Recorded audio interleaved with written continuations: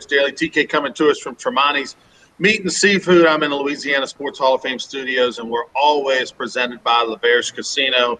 Big weekend for L'Auberge Casino. Ron White, the outstanding comedian, going to be in concert tomorrow night at L'Auberge in Baton Rouge. Go check out the tickets through Ticketmaster.com or download the L'Auberge Baton Rouge app on your phone. Coming up today on Sports Shorts, we're going to get into talking a little LSU baseball as the Tigers have – Jay Johnson's finalized his coaching staff. We'll tell you his last piece to that puzzle.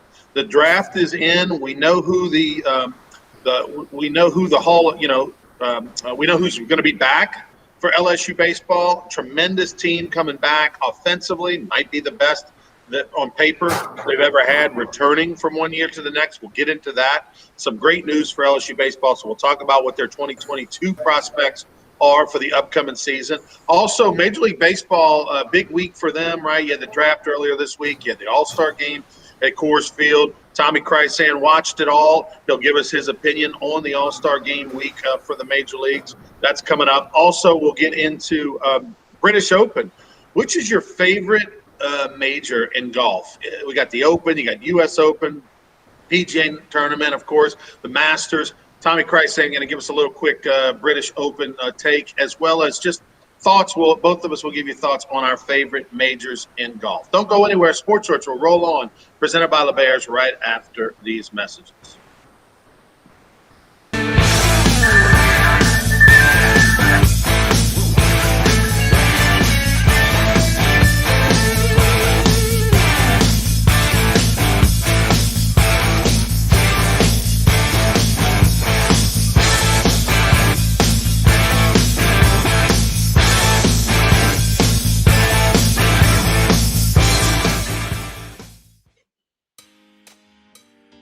Every great story starts with the rush of thrilling gaming action. Handcrafted flavors, eager to please. Getaways for some well-deserved me time. And rewards worth bragging about. If it's a story worth telling, it starts at L'Auberge Baton Rouge. What's your story?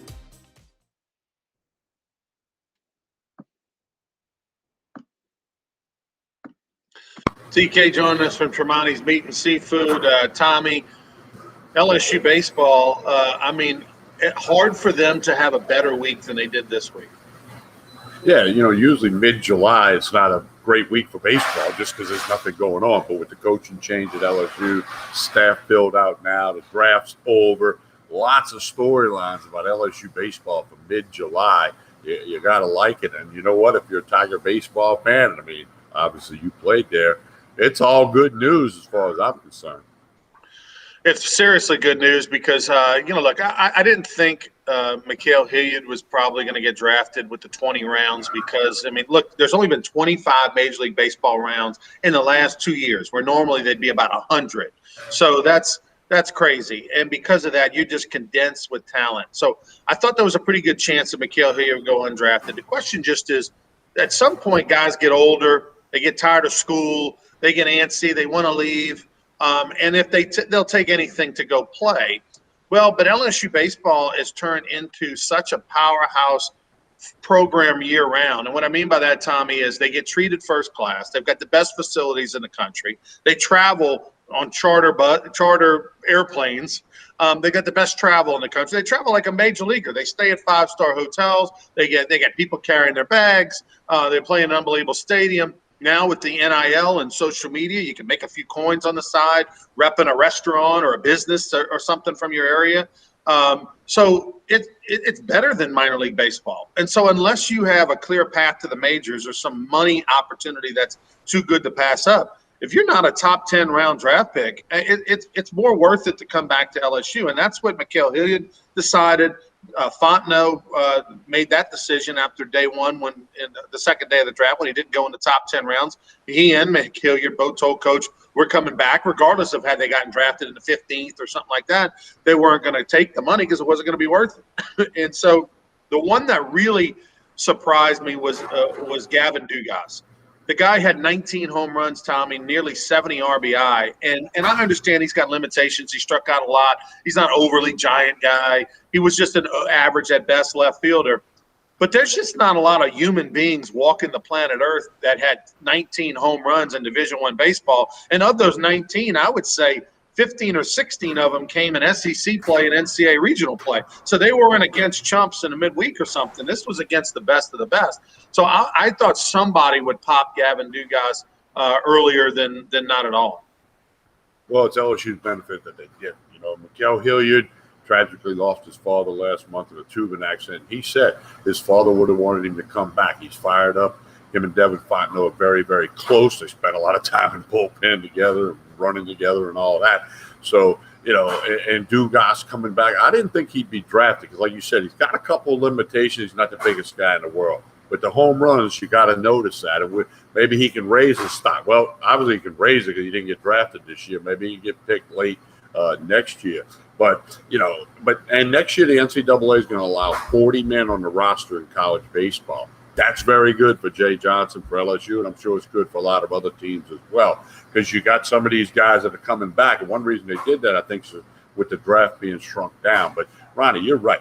Playing at LSU, playing at many other places in the country is better than going playing rookie ball or low A ball, not just from the amenities you mentioned of flying and somebody's carrying your bags and all that, but you're going to get to play premium competition. You're going to learn to compete. You're going to make yourself better. Okay, and look, there's good players in rookie league and low A, but there's a reason they're in rookie league and low A. All right, so I think it's really exciting news for LSU. Giacomo's coming back, Bianco's coming back. I mean, you know, you got some experience, and every coach in the world will tell you they won't trade experience for anything. You got a guy that's been there, done that, been on the road in the SEC, played in a regional, played in the super regional. That's a big plus, man. That's not easy to find. LSU's got a handful of those guys.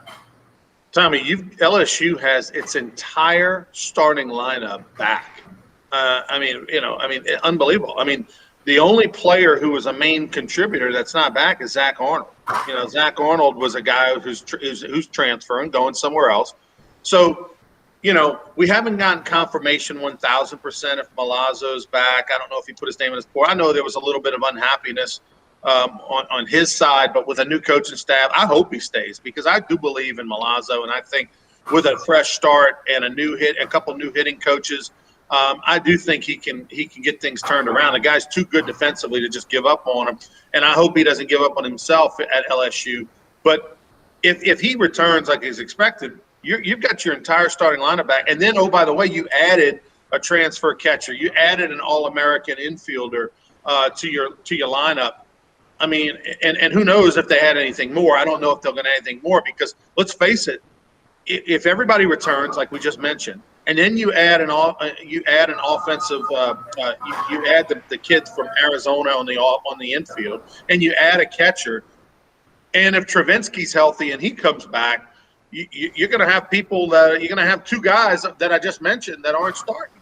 You know, you're going to have, there's only one guy can DH, so that means you're going to have two good players that are sitting the bench. Well, and when you got depth like that, Ronnie, if an injury pops up or somebody just, you know, having a little slump, they 0 for 13, they need a little break, you got a quality guy to put them back in there.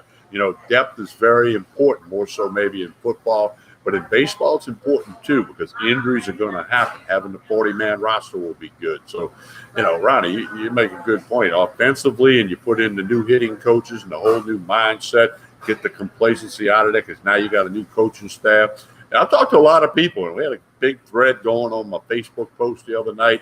There's a lot of people excited about LSU baseball, and that doesn't always happen in mid-July, but for obvious reasons it is happening. And hey, I'm looking forward to fall practice. I didn't go to a fall practice last year. I think I'm going to try to get out. I've been many times over the years. I'm going to get out there. I want to see Jacob Berry.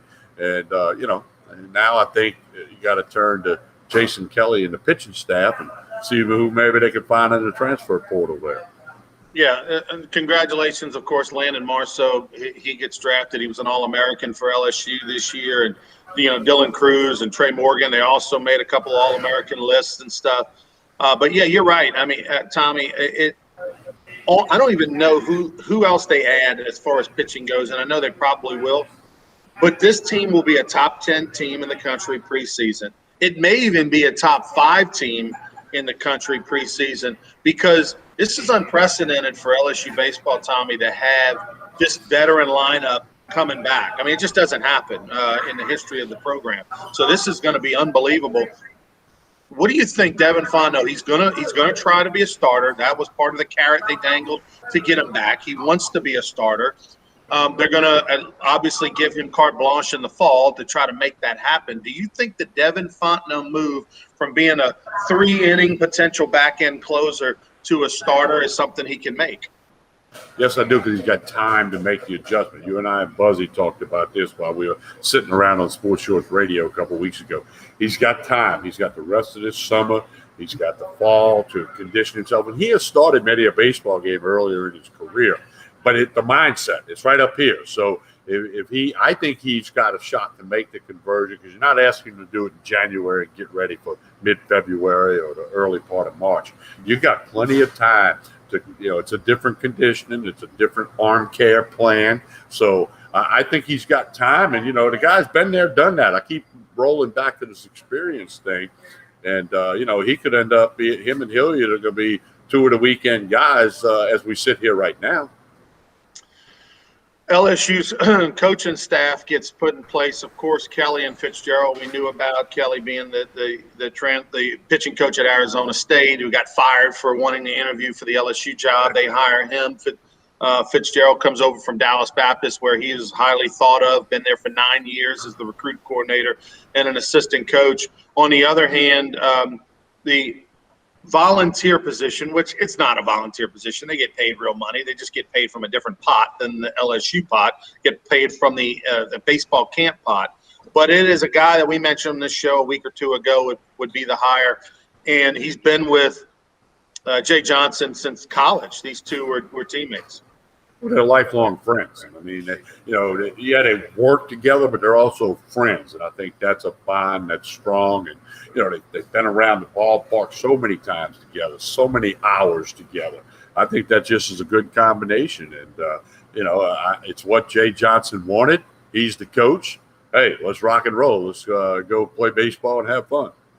Morikawa, or whatever the name is, he was at Arizona with them as the assistant coach. Yes, Wanaka. Wanaka, I'm sorry. I knew it was a weird name. You're thinking British Open, guy who shot the lights out this morning at the British Open. But Mark I got my golf hat on. I'm thinking golf. Yeah. Wanaka. Wanaka. And I read up on him. Did a podcast just yesterday about LSU baseball staff, Talking Sports with TK. If you want to go check it out and listen, it's on all the major platforms. But no, I like the way this staff has come through. And Ronnie, I said it on a podcast yesterday. When it took forever to get Jay Johnson hired, and then all of a sudden it was taking a little while to get a staff, and you hit the nail on the head. Let it play out. Hey, Rantz 13 was right on the nose. Let it play out was right on the nose. And now I think, on paper, it's a quality staff. Yeah. And look, they're all West Coast guys, Ronnie. But you know what? The bases are 90 feet. The mound's 60 foot 6 inches. They're going to wear purple and gold and put on an LSU hat. Don't worry about that. That thing about Louisiana ties and part of the country, that doesn't sing as loud as it once did years and years ago. So therefore, hey, it's LSU baseball. And if these guys come from wherever, look how many great players have come from wherever. The only LSU All Star this year, Kevin Gosman, was from Colorado. It happens, okay? Kevin Gosman, second in the NL in ERA. What an unbelievable. And you know what? He hasn't been affected by the spider tag ban. He's still spinning it. He's still spinning it. Of course, he always had a very good breaking ball. He did, but that split finger is really good too. We talking about Wanaka, the hitting coach. You've got a guy in Wanaka and Jay Johnson that are lockstep in their philosophy and how they hit. They've been friends since college. They've been together at Arizona the whole time. So that's going to be interesting. The one player that we kind of did talk much about because it slipped through a little bit is Giovanni DiGiacomo. Okay. I've always been a Giovanni DiGiacomo fan, the center fielder for LSU. Last year, he pulled his hamstring, it seemed like, about 6 times during the season. If he comes back healthy, and look, when he was healthy, he was really good. You're talking about a guy who's, one of the top two, fastest players on your team, a guy who's your best center fielder defensively. He's a lefty bat. I think that's a guy we're sleeping on. We're worried about all these big boppers, the Morgans and the Cruzes and the All-American transfer from Arizona and Dugas back. But you got to have those other guys too with Doty, K. Doty. I mean, my God, we haven't mentioned K. Doty. This guy, potential $2 million guy out of high school, and he had a breakout year. I mean, the lineup is going to be murderer's row, but a guy like Giovanni DiGiacomo is really, if he's healthy, he is going to help them so much defensively, as well as a guy in that 9-hole, 8-hole, table center spot. I mean, he's got to stay healthy. We all know that. But I'd love having him in the 9-hole, because then when you go top side of the lineup, you got some speed for the guys in the top of the lineup who can run. They don't get anchored down by the guy in front of them that can't run. And if he can hit 280 or better, which he has hit better, down at the bottom, it's going to stop other teams from weaving through the lineup. That's what they did against LSU this year. They knew certain guys, they were pretty confident they could get out just about every time, and they weren't going to walk those guys and get beat by them. So if you load this lineup up and you got Doughty and DiGiacomo hitting anywhere between 6 and 9, it's going to be awful tough on the other pitching staff. What I'm curious to see is what they decide to do, at the top of the order. We know Cruz had a lot of success in the leadoff spot. We know he likes hitting in the leadoff spot because he felt like he saw more fastballs. You have that flexibility now with the Doties and Dugas is back and the Arizona transfer and all that.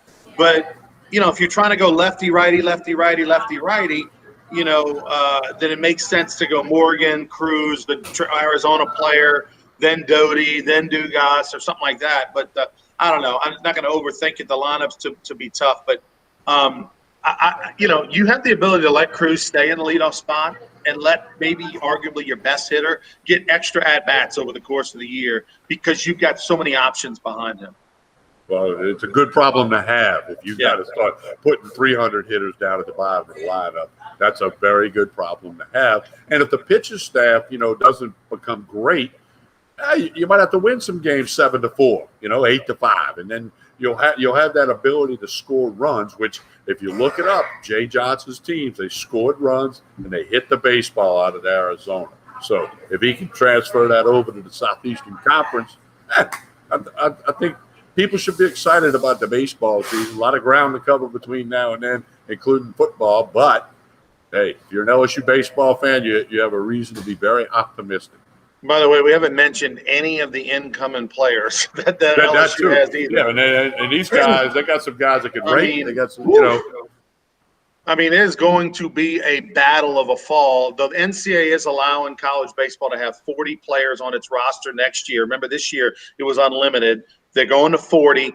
The normal years it's 35. I hope they keep it at 40, Tommy. I think some things with COVID are going to stay. I would hope that they keep it at 40 for the future. But even that said, LSU's going to have more than 40 in the fall. They're going to have to hurt some feelings. They're going to have to get rid of some kids or have them go JUCO or whatever at the end of the fall. So, we'll see what happens. Let's talk a little. Let me say this, Ronnie. I agree with the 40. Last night, the Yankees and the Red Sox were postponed because of COVID. 3 Yankee players who had been vaccinated tested positive, okay? So 40, you got to stay there, maybe even 42 if the pandemic surges a little bit this fall, as some are predicting. But anyway, go ahead. No, let's talk a little bit about Major League Baseball. You watched the game, which you weren't sure if you were going to do. You watched the Home Run Derby. Obviously, everything was in Colorado, and the draft included. It was supposed to be Atlanta. That's a whole nother half-hour show and why it moved. But your takeaway on the Major League Baseball All Star Game is we talked last time out about, the All Star Game, how it's lost some luster over the years. Well, the first thing I'll say is I hope I never have to listen to Joe Buck announce a baseball game again. He is god-awful. John Smoltz does a great job. Buck is the worst. The All Star Game, I didn't really watch the Home Run Derby contest, but I knew what was happening because of social media. And obviously, Pete Alonso, former Florida Gator, he won it over Trey Mancini, the cancer survivor. 2 good stories there. And then the game, it was all about Ohtani. He pitched 1 inning, 3 up, 3 down. He grounded out twice when he batted, and then he was out the game. It wasn't a real exciting game. 5-2 American League. They won their 8th straight, whatever it is. Ho-hum uniforms were awful. They got blasted on social media for that. Why did they go to that? They got to go back. No, get it. and look, Ronnie, hundreds of pictures of old All-Star teams with like all the road gray or the road white and the colors and the hats. They got to go back to that. Come on, MLB. You know, they did announce they're going to get rid of the 7-inning doubleheaders, get rid of the softball beer league runner on second base thing. That's all going away next year. So that's good. But the All-Star game was, it was just kind of ho-hum, 50,000 people in the stadium, though, out in Colorado. The biggest snub was the city of Atlanta. That, like you said, that's a story for another day. But, Vlad Guerrero, he was the MVP, and he did hit a really big fly. That's why he's the MVP. Nothing else spectacular happened in the game. I thought it was kind of cool having players mic'd up. They talked to Tatis while he was playing short. They talked to Freddie Freeman. I mean, that's something you don't always get, but it's an exhibition game. So I enjoyed that. The funny was Freeman was playing first, and Judge was batting. And it was ball 3, and Freeman says, "I'm about to look really small right now, and I'm 6'5". Ball 4 comes, Judge gets to first base, and Freeman looked really small. So it was kind of funny and cool to see all that. That was a good touch, I thought, and it was an exhibition game. It was an exhibition game for the fans. The fans in Colorado turned out; they loved it. It was a good ratings on TV in spite of Joe Buck. So, anyway, we'll see what happens. Hopefully they can go back to baseball uniforms next year, not that clown outfits they wore the other night. Yeah, Craig Schilling called it beer league, bowling league uniforms. I agree. Oh, I don't know why they went wait, don't insult the bowling league, Craig. I mean, they got better stuff. I don't know why they went to the change to begin with. But anyway. It's a money grab, Ronnie. They're all trying to make more money. Why is LSU giving tours of Tiger Stadium for $10? They need the money, okay? They didn't do that before the pandemic. So it's a money grab, so you'll have to go buy all this different gear and the hats. I mean, I firmly believe it's a money grab. Follow the money. Pete Weber, hey, what a bowler. Hall of Famer. Hall of Famer. All right. Lastly, the majors, the British Open. I call it the British Open, Tommy. I refuse to call it the Open, which is what makes it different than the U.S. Open or the Australian Open, the Canadian Open. Like, it's the British Open. After day one, was it Morikawa? Well, no, and day 2, because it's almost over for day 2. Okay. I got up early this morning and watched. Morikawa had a big round, but there's lots of guys in the hunt. And, by the end of today, maybe on Sports Shorts Radio tomorrow, we can talk about it. But the Masters is my favorite tournament because you kind of know all the holes. And they got, they got a gallery guard named Buzzy. So, I mean, you got to love the Masters. But I do like the British Open because it's a different type of golf. You see guys running it into the green, and there's never a flat lie like you get in the PGA Tour. So it's entertaining, and I will watch a bunch tomorrow, and I'll certainly watch Sunday to see who wins. Look out for Jordan Spieth. There's the oldest dude on TikTok. Look out for Jordan Spieth. Kind of obvious because he's in the hunt halfway through the second round, but still a lot of golf to go. Of the 4 majors, what's your favorite first and second? Masters is my favorite, and the British Open the next favorite. Because I'm old, so I've seen the rotation over there with the British Open course. Right. I know what Birkdale is, and St. Andrews, and Royal George's, and where they're playing this week. And of course, the Masters. If you got Buzzy in the gallery guard group, you gotta love it. The PGA and the U.S. Open bounce around a little bit. So U.S. Open will be 3rd, PGA 4th on my book. Hey, Ronnie, SEC Football Media Day is next week. Starts on Monday. Coach O will be talking on Monday. And actually, how about Sun Belt Conference Media Days will be starting on Thursday. Yours truly will be emceeing that down in New Orleans. And I expect Big 12 was last week. Big 12 jumping the gun. I expect the Raging Cajuns will be probably taking home all the hardware on that one. Ronnie, I know we pressed on the clock 2 things. That Big 12 has announced it'll be a penalty if a team does horns down to Texas. I know. We'll talk about Snowflake, that. Yeah. All right. We'll talk about Tremonti's Meat and Seafood. Get the lunch special, the huge meat sale Saturday, August 14th. Save that date, a meat sale like you've never seen. Connect with Tremonti's Meat and Seafood, Facebook, Instagram. We'll keep you up with everything.